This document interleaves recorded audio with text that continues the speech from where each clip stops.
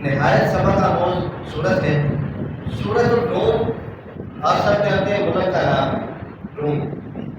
اس وقت میں روم اور فارس ان کی آپس میں کوئی انبن تھی، ان کی جنگ شروع ہونے والی تھی۔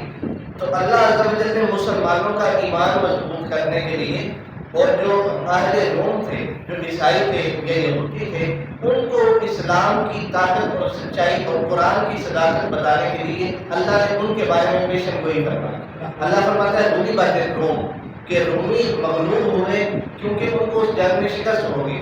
اللہ عز و جل نے آگے فرمایا کہ فی ادنی الارض وهم من بعد غلبهم سیغلبون، ان قریب یہ جو شکست کھائے ہوئے ہیں نا، ان قریب یہ غالب آئے ہیں۔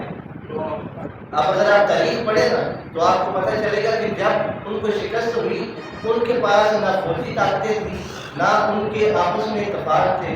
ایسے حالات میں اللہ کیا فرما رہا ہے کہ ہم قریب یہ لوگ جیت جائیں اور چند سالوں میں فی بضع سنین، اللہ نے فرمایا چند سالوں میں جیتیں۔ یہ بضع سنین کا لفظ جو ہے نا یہ سورہ یوسف میں بھی آیا ہے۔ وہ جو واقعہ بتایا تھا کہ جیل میں تھے اور سفارش کی انہوں نے عرض کی تو اللہ نے ان کو بضع سنین چند سال مزید جیل میں رکھا۔ یہ وہاں پر بھی لفظ ہے، یہاں پر بھی یاد ہے۔ تو 60 سال کے بعد رومی فارسیوں پر غالب آ گئے اور پھر لوگوں پر یہ عیاں ہوا کہ اللہ کی کتاب سچی ہے۔ اہل ایمان پر تو پہلے سے عیاں تھا کیونکہ اللہ نے شروع میں ہی فرما دیا ذالک الکتاب لا ریب فیہ، شروع میں ہی اللہ نے اعلان فرما دی کہ اس کتاب میں کسی قسم کا عیب کوئی کمی نہیں اس میں نہیں۔ اس میں جو آیات ہیں ان کی تعداد ہے 60 اور یہ مکی صورت ہے۔ جو احکامات ہیں ان کی تعداد ہے 12 اور کن کاموں کی اللہ نے کرنے کا حکم دیا ہے۔ اللہ عز و جل فرماتا ہے ایمان لاؤ اور نیک اعمال کرو، اللہ کی عبادت کرو اور اس کے ساتھ کسی کو شریک نہ ٹھہراؤ، نماز قائم کرو اور زکوٰۃ ادا کرو، صبر کرو اور شکر ادا کرو۔ کیوں؟ لئن شکرتم لأزیدنکم، اگر تم شکر ادا کرو گے اللہ تمہیں وہ مال وہ چیز بڑھا کر ادا کرے۔ عدل و انصاف کے ساتھ پیش آؤ، ثابت قدم رہو اور تقوی اختیار کرو، دنیا اور آخرت کے لیے نیک اعمال کرو، اللہ سے ڈرو اور نماز قائم کرو۔ بار بار اللہ فرمایا نماز قائم کرو، اللہ کی اطاعت کرو اور اس پر بھروسہ رکھو، اور جن کاموں سے اللہ نے منع فرمایا اللہ کی نشانیوں کا انکار نہ کرو، اللہ کے ساتھ کسی کو شریک نہ ٹھہراؤ۔ اور جو اس صورت میں واقعات ہیں، اس صورت میں اللہ عز و جل نے کیونکہ مکی صورت ہے اور کفار کا پہلے آپ کو بتایا کہ اللہ عز و جل نے ان کے عقائد کا رد کیا ہے کہ تمہارے جو عقائد ہیں یہ مکری کے پیارے کی مانے ہیں، نہایت کمزور ہے۔ تو اس صورت میں اللہ عز و جل بار بار اپنی جو نشانیاں ہیں، اپنی قدرت کے جو کرشمے ہیں ان کا ذکر فرماتا ہے۔ ایک اس میں نہایت ہی خوبصورت رکوع ہے، پورا باب اللہ عز و جل نے سجایا ہے۔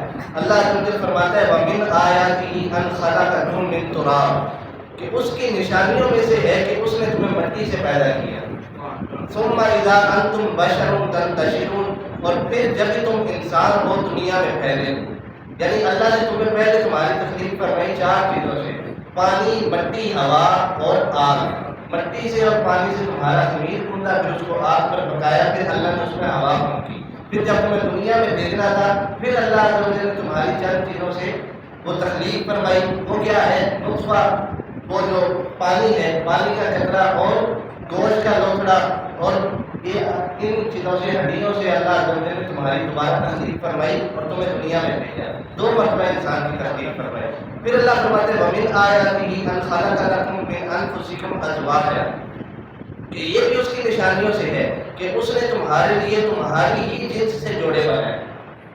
کسی بھی جنس کا غیر جنس میں جوڑا نہیں بنایا بلکہ اسی جنس میں جوڑے بنائے تاکہ تم ان سے آرام پاؤ اور تمہارے آپس میں محبت اور رحمت رکھی۔ بے شک یہ بھی اللہ کی نشانیوں میں دھیان کرنے والوں کے لیے ایک نشانی ہے۔ وَمِنْ آیَاتِهِ خَلْقُ السَّمَاوَاتِ وَالْأَرْضِ وَاخْتِلَافُ أَلْسِنَتِكُمْ وَأَلْوَانِكُمْ، اور یہ بھی اللہ کی نشانیوں سے ہے کہ آسمان اور زمین کی پیدائش فرمائی اور تمہاری زبانوں اور رنگتوں کا اختلاف بنایا۔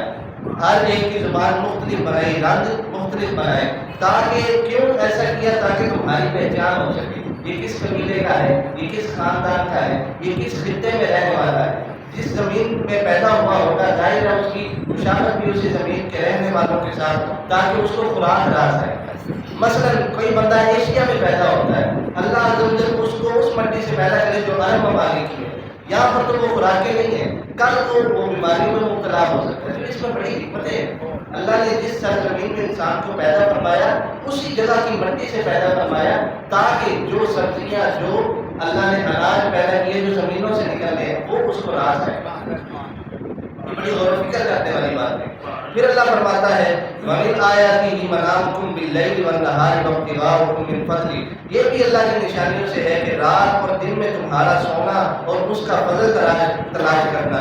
بے شک یہ سننے والوں کے لیے بڑی نشانیاں ہیں. رات اللہ نے بنائی ہے سونے کے لیے, اور دن فضل یہاں پہ مراد ہے کہ دن کے وقت رزق تلاش کرو, اپنے کام کاج کرو تاکہ تم اپنی جو ضروریات زندگی ہیں ان کو پورا کر سکو. اللہ نے بار بار اس صورت میں اپنی آیات اپنی نشانیوں کا ذکر فرمایا ہے.